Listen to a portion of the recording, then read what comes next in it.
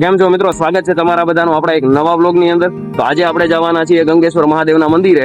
તો આપણે પહેલા જઈએ, અહીંયાથી દર્શન કરીએ અને ત્યાંનો શું ઇતિહાસ છે એ તમને જણાવું. તો આ મંદિર કામરેજ ગામ રોડ ઉપર આવેલા બોક્સ ક્રિકેટની એક્ઝેક્ટ સામે આવેલું છે.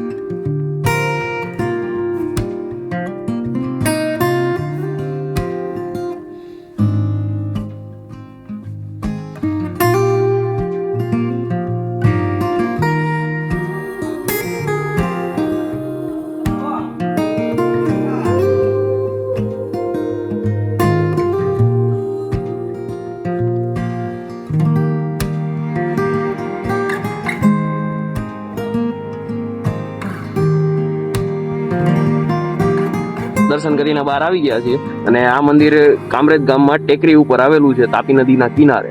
અને અહીંયા જંગલ છે બહુ, તમે જોઈ શકો છો.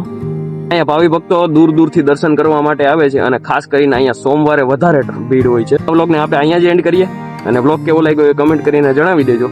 ચેનલને સબસ્ક્રાઇબ કરી દેજો.